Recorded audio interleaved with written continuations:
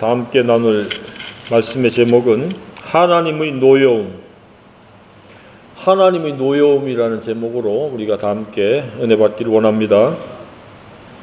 살아오는 동안에 나는 이런 포인트, 이런 상황이 되면 화가 치밀어 오른다, 화가 날 수밖에 없다라고 하는 그런 어떤 포인트, 상황이 있습니까? 그냥 속에서 순간적으로 끌어올리는 그런 어떤 상황이나 그런 어떠한 형편, 아마 전혀 없으리라고는 생각이 안 됩니다. 사람의 개인 차이가 있을 뿐이지 사람은 화를 내지 않고 살아갈 수 없는 그러한 피조물들이라고 생각이 되어집니다. 주로 사람마다 개인차가 있으리라고 생각이 되어지는데, 자기 기분에 민감한 사람들이 있습니다. 뭐 옳고 그름을 떠나서 자기 기분이 좀 안 좋으면 그냥 이렇게 분노를 표출하고 성을 내는 그런 유형의 사람도 있습니다. 또 어떤 사람은 인격적인 모독을 당하면 눈이 뒤집히듯이 그 성질을 내고 살인까지 저지를 것처럼 그렇게 길길이 날뛰는 사람도 있습니다. 그러니까 누군가가 조금의 그 비아냥을 거리거나 비웃거나 인격적인 어떠한 그 데미지를 입히는 그런 말이나 행동을 하면은 격하게 분노 표출을 하는 그런 사람도 있습니다. 또 어떤 사람은 평소 때는 얌전하고 또 있는지 없는지 모르는 그런 사람인 것 같은데 손해냐 이익이냐에 또 대단히 민감한 사람들이 있습니다. 그래서 손해 볼라치면 그냥 또 분노에 휩싸이는 그런 사람도 있습니다. 언성이 높아지고 눈에 불을 켜듯이 그냥 눈이 충혈되어지기도 하고. 어쨌거나 화내는 것은 생산적인 것보다는 비생산적인 결과를 낳는 경우가 대부분입니다. 화를 내긴 냈는데 생산적이고 건설적이며 유익한 것은 수식이 붙죠. 그냥 화가 아니라 의분이라고 그러죠. 의로운 분노. 예를 들면 예수님과 같은 분이 화를 냈을 때는 그것은 의분입니다. 그런데 그 사람들이 사는 세상에서는 거의가 의분은 없고 거의 자기의 어떤 인격적인 문제를 건드렸거나 손상을 입었거나 손해냐 이익이냐라든지 아니면 자기 기분이 좌우한다든지 이러한 것들이 작용해서 화가 나는 경우가 많이 있습니다. 그래서 화를 자주 내는 것은 별로 바람직하지 않습니다. 성경에서 그렇게 화를 내는 사람, 울분한 자와 동행하지 말고 그랬습니다. 반드시 뭔가 사건과 사고를 저지를 가능성이 높습니다. 아니면 말로라도 사고를 칠 수도 있습니다. 그래서 인간관계를 파괴하는 것도 거의 화를 주체하지 못해서 낳는 결과일 수 있습니다. 화가 나면 못할 말이 없고 안 할 말이 없잖아요. 그리고 나중에 그것을 수습하려니까 수습이 안 되는 경우가 많이 있습니다. 그래서 화가 나면 화가 삭혀질 때까지 침묵하는 게 오히려 지혜일 수 있습니다. 화가 났을 때 말하면 결코 상대를 존중하거나 상대를 배려하거나 따뜻한 말을 펼칠 수가 없습니다. 그래서 화가 참아질 때까지 아무 소리 안 하는 것이 오히려 또 다른 역기능적인 것들을 생산해내지 않는다는 겁니다. 근데 그렇게 안 되죠. 화가 나면 일단 뭔가를 말하고 보잖아요. 욕설부터 시작한다든지. 아무튼 사람은 차이가 조금씩 있겠지만 분노를 얼마나 세게 내느냐 아니면 그냥 약하게 내느냐, 그리고 얼마나 자주 내느냐 얼마나 적게 내느냐, 그런 차이만 있을 뿐이지 화에서부터 자유로운 사람은 아무도 없으리라고 생각이 되어집니다. 아무튼 이 분노 때문에 원수가 생기기도 하고 크고 작은 폭력과 범죄가 생기기도 합니다. 화가 나기 때문에 살인도 하잖아요. PC방에 이거 치워달라는데 안 치워줬다, 자기를 무시했다 라고 이렇게 아전인수격 해석을 해서 칼 가지고 와서 또 죽이기도 하고, 전부 그 열등감 표출, 그렇게 열등감이 들으니까 마귀가 죽여 그 인격을 장악해가지고 누군가가 나를 갖다가 공격한다라고 그렇게 다 이야기하잖아요. 칼 가지고 휘두르면서 경찰한테 잡혀서 이야기하기를 누군가가 자기를 계속해서 지금 공격을 한다. 그러니까 피해의식에 굉장히 젖어 사는 거예요. 근데 그런 부정적인 생각을 가지면 마귀가 기가 막히게 알아차리고 그 인격체를 가서 장악하는 거예요. 그래서 그렇게 그 폭력적이고 그리고 칼부림을 통해서 자기를 보호한다고 생각합니다. 아무튼 이 분노는 마귀가 틈을 타는 빈틈이 되어진다고 에베소 교회에 보낸 서신에서 말씀하고 있습니다.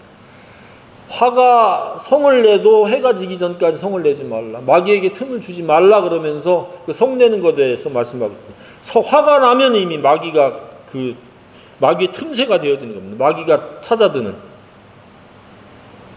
그래서 우리는 이 분노를 예수 그리스도 십자가에 못 박고 2000년 전에 나는 죽었다. 나는 화를 낼 만한 그러한 자격과 그러한 사람이 될 수 없다. 내 속에는 오직 예수님만이 살아계신다 라고 선언하고 분노를 최소화해야 된다고 생각이 되어집니다. 그러면 인간관계가 깨어질 일이 없습니다. 거의 화가 나서 내뱉은 말들 때문에 주워 담지 못하는 경우가 많이 있습니다. 아마 과거를 뒤돌아보면 화가 나서 했던 말들 중에서 후회하는 것들이 많이 있으리라고 생각이 됩니다. 그래서 그런 걸 아예 원천적으로 없애야 됩니다. 왜냐하면 마음이 너그러워야 화를 내지 않아야 삶도 너그러워지고 인간관계도 화평의 관계로 나아갑니다. 화가 나면 좋은 관계를 맺을 수가 없습니다. 사람에게만 이 화와 분노, 노여움이 있는 것은 아닙니다. 하나님께도 참으실 수 없는 노여운 것들이 있으십니다.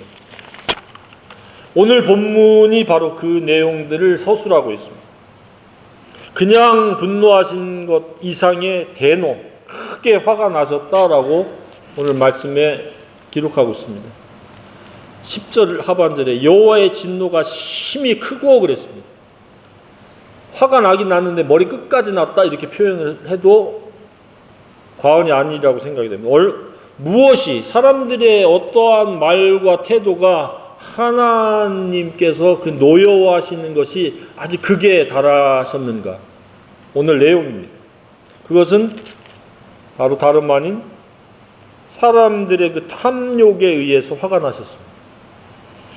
근데 이 탐욕은 어디서부터 비롯됐느냐 그랬더니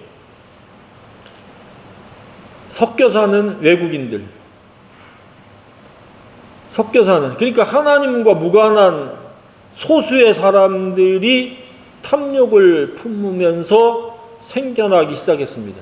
그러니까 큰 불이 일어나기 전에 작은 불씨가 있듯이 이 작은 불씨의 역할을 한 게 누구냐?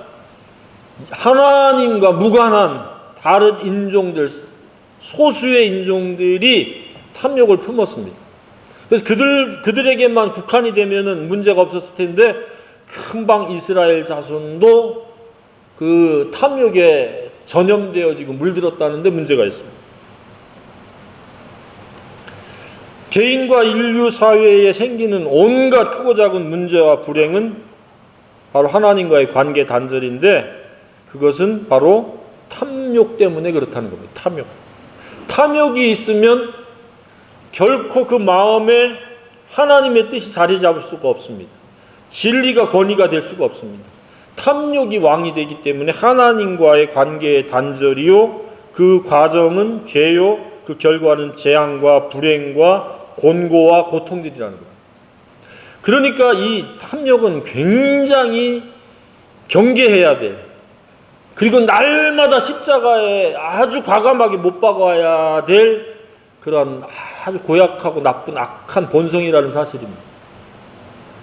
삶을 망가뜨리고 하나님과 관계를 파괴하고 다른 사람들까지 물들일 수 있는 어마어마한 파괴력을 가진 게 이 탐욕이라는 거예요. 그래서 탐심이 마음속에 주인이 되고 권위가 되도록 버려두면 그때부터는 하나님도 없습니다. 그러니 당연히 감사도 없습니다.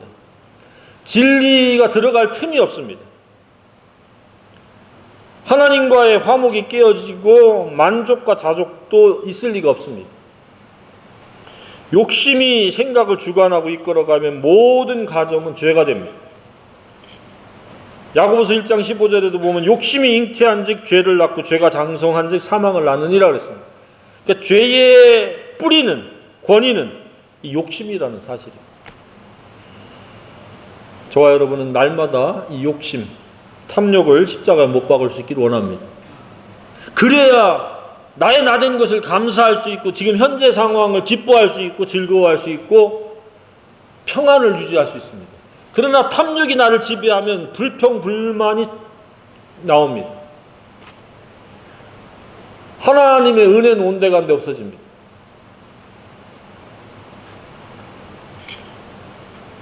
그래서 눈에 베이는 게 없습니다. 오늘 이 본문도 보면 시작은 출애굽할 때 함께 섞여 나온 외국인들, 아마 종들이겠죠. 이스라엘 백성들이 몇몇 사람들을 샀거나 뒤섞인 그 사람들이 그 탐욕에 의해서 불이 들불처럼 번져나가는 겁니다. 전체를 오염시켜 버렸습니다. 탐욕으로 현 상황을 반응하는 겁니다. 가나안 땅 정복 때에도 아간 한 사람의 탐욕으로 인해서 아이성 그 조그마한 성을 탈취를 못하고 몇 번을 실패했습니다. 이처럼 개인과 공동체를 무너뜨리는 아주 고약한 것은 탐욕이라는 사실입니다. 악한 본성입니다. 탐욕은 십자가에 빨리 못 박아야 됩니다. 그래야 하나님께 감사를 하게 되고 나의 나됨을 기뻐하게 되고 만족하고 자족하게 됩니다. 그러나 탐욕이 왕노릇하면 나타나는 표식이 뭐냐? 첫 번째가 불평을 토로합니다. 하나님을 원망합니다. 말 같지 않는 논리를 펼치면서 하나님을 대항하고 따집니다. 지금 백성들만 물든 게 아니라 지도자 모세기까지 물든 겁니다. 우는 모습을 보고 그러니까 그 영향을 받은 겁니다. 나중에는 감사 대신에 이것이 전부냐, 이 만나밖에 없는데 이거 가지고 되겠느냐라고 하나님께 따집니다. 자, 그러면 하나님 입장에서 볼 때는 얼마나 최선의 그 배려요, 존중이었습니까? 노예 생활하던 자들을 해방시켜서 일주일에서 열흘만 참으면 되는데 그걸 못 참고 그냥 2, 3일 만에 불평불만을 토로하는 겁니다. 이것이 얼마나 잘못되어져 있는지를 우리가 한번 살펴보길 원합니다. 저와 여러분도 아참은 그렇게 되어집니다. 받은 은혜는 만 가지인데 한 가지 조금 불편한 것 때문에 그 만 가지 은혜를 갖다가 완전히 쑥대밭을 만들거나 아예 없는 것처럼 치부해버린 것. 100만 번 감사해도 모자랄 판에 불평, 불만을 토로하는 겁니다. 원망하고 하나님이 하신 일을 폄훼하고 눈물까지 쏟아내는 겁니다. 사람이 보아도 복장 터질 일입니다. 모여서 하나님 감사합니다. 이 광야에서 하나님의 전능하신 손길로 만나를 내려주시니 얼마나 감사합니까? 라고 해야 되는데 과거에 먹었던 거, 오이다, 마늘이다, 부추다, 파다 뭐 이런 것들을 떠올리면서 불평을 늘어놓습니다. 자신들이 그 출애굽한 노예 해방되어진 이 놀라운 은혜는 잊어버리는 겁니다. 매우 작은 것, 불편한 것 하나를 가지고 불평을 토해내니까 나라 전체가, 국가 공동체가 위태롭게 된 겁니다. 소수가 다수와 지도자까지 아주 이러한 나쁜 영향력을 갖도록, 나쁜 생각을 갖도록 전염을 시키고 물들인 겁니다. 작은 불씨가 초가상간을 태우듯이 섞여 사는 소수가 이런 일들을 펼쳤습니다. 우리는 조심해야 됩니다. 이방인들이 우리는 섞여 살고 있습니다. 하나님에 대해서 긍정적인 말을 토해내지 않습니다. 그래서 그들의 말에 귀를 기울이지 말기를 바랍니다. 사무적이고 이해관계 때문에 어차피 만나는 것 외에는 영적인 이야기는 선포해야지, 그들과 오고 가는 말을 하면 거의 대부분 긍정적으로 반응하지 않습니다. 그래서 잘못하면 상처받을 수 있습니다. 지혜롭게 접근할 수 있기를 바랍니다. 그래서 이들은 먹는 것이 시원찮아서 기력이 다했다라고 그렇게 읍소를 합니다. 만나 외에는 보이는 것이 없다고 푸념을 늘어놓습니다. 온 종족들끼리 모여가지고 지파별로 12지파였잖아요. 자기 장막문에서 눈물을 쏟아내는 겁니다. 감격의 눈물이 아닙니다. 원망의 눈물을 쏟아내는 겁니다. 그래서 모세도 거기에 물들어가지고 하나님께 그릇된 넋두리를 쏟아냅니다. 그게 11절부터 넋두리 아닙니까? 10절에 우는 것을 모세가 들으니라. 그래서 모세가 여호와께 여쭤도 어찌하여, 계속 그렇게 이야기하잖아요. 왜 괴롭게 하냐?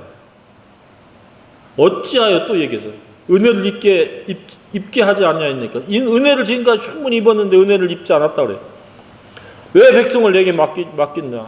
지가 그 애굽 백성 한 명을 죽이고 자기 민족을 생각할 때는 언제고 그 짐을 지게 하셨나이까. 그러니까 이제 나 혼자 이 백성을 감당할 수 없다니까 70인을 뽑아가지고 와라. 그래서 그들이 애언도 하고 하나님을 만나서 하나님의 의도와 목적을 아마 들었을 거 아닙니까? 그런데 그걸로 끝나면 다행인데 하나님이 왜 진노하셨는지에 대해서 자세하게 말씀을 하고 있습니다. 20절에도 보면 너희가 너희 중에 계시는 여호와를 멸시하고 그랬습니다.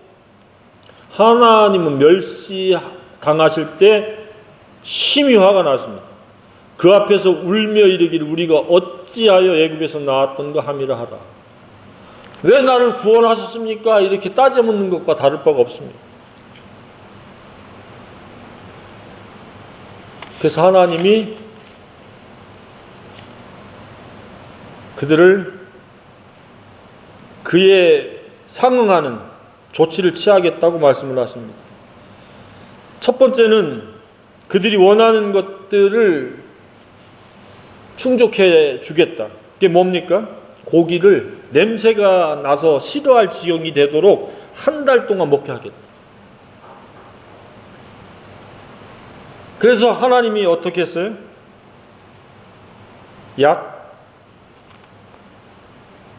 90cm까지 1규빗이 45cm니까 2규빗이니까 약 90cm가 쌓일 정도로 메추라기를 모아다가 그 이스라엘 진영에다가 광야 진영에다가 떨어뜨려 주셨습니다. 그래서 이튿날 왼종일 메추라기를 모았는데 작게 모은 자도 약 220리터 10마리 이상을 모았습니다. 그래가지고 그걸 잡아가지고 말리기도 하고 구워 먹기도 하고 뭐 등등의 요리를 해서 먹었겠죠. 그렇게 먹고 이를 쑤시기도 전에 어떻게 됐어요? 재앙으로 치셨어요. 하나님은 화만 나신 것이 아니라 징계를 하셨어요. 33절에 보면 고기가 아직 이 사이에 있어 씹히기 전에 여호와께서 백성에 대하여 진노하사 큰 노여움이 아주 극에 달하셨습니다. 심히 큰 재앙으로 화가 난 만큼의 그 징계를 퍼부으시는데 큰 재앙으로 치셨으므로 그곳 이름을 기브롯 핫다아와라 불렀으니 욕심을 낸 백성은 거기 장사함이었더라. 이 말은 뭐냐? 탐욕의 무덤이다. 탐욕은 사망이라고 하는 것을 모형적으로 보여주는 겁니다. 야고보서 1장 15절이 실제로 과거에 이루어진 장면을 보여주는 겁니다. 이렇게 그 탐욕은 대단히 잘못된 겁니다.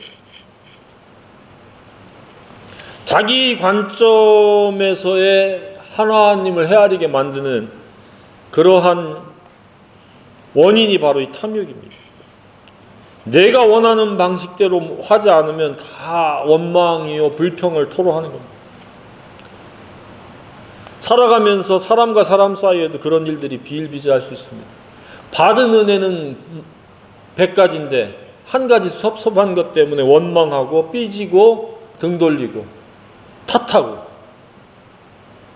그래서 미성숙한 사람, 어린아이의 특징은 그겁니다.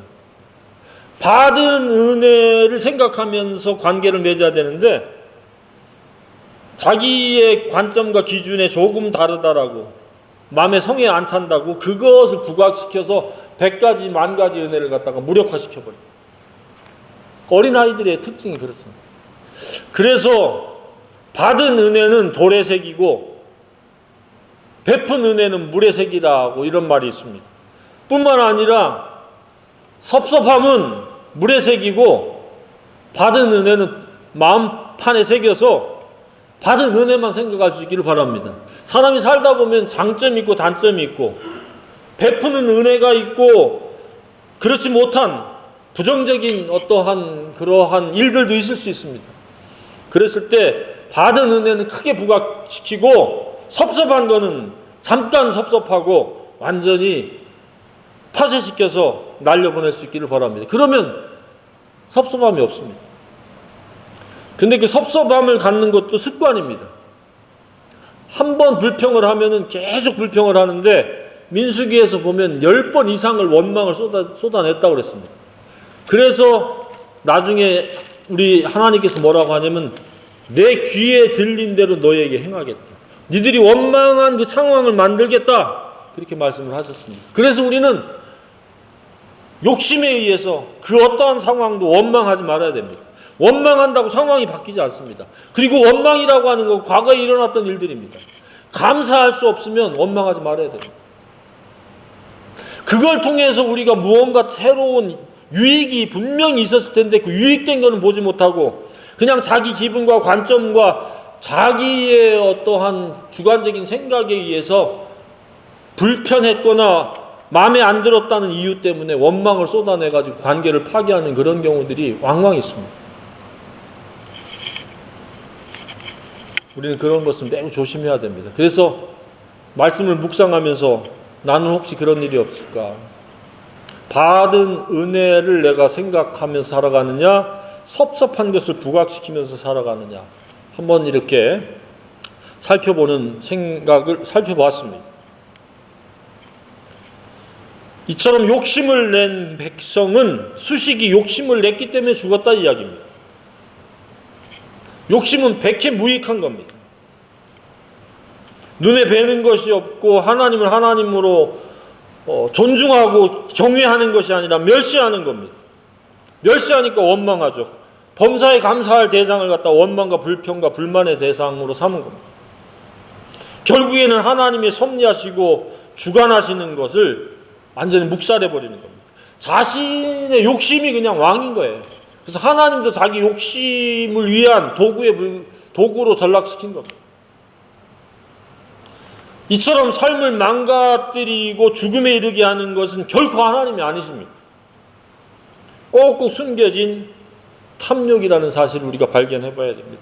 탐심은 이와 같이 온갖 역기능적인 것들을 초래합니다. 그래서 마음속에 탐심이 있는지 없는지를 살펴야 되고 탐심이 있다면 그 탐심을 두려워해야 됩니다. 왜냐하면 탐심은 좋은 결과를 결코 만들어내지 못하기 때문에 그렇습니다. 살아오는 동안에 있는 것, 주어진 것, 받은 것 그런 것들을 헤아리면서 감사할 수 있기를 바랍니다. 얼마나 많이 받았습니까? 얼마나 많은 기도응답을 받았습니까?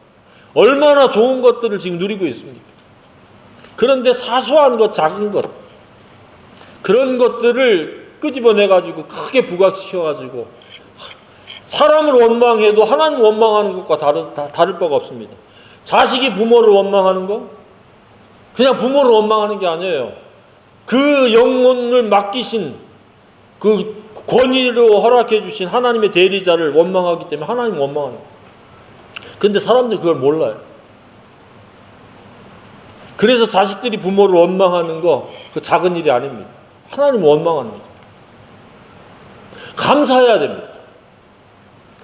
섭섭한 것은 잠깐 스쳐 지나가는 생각으로서 족합니다.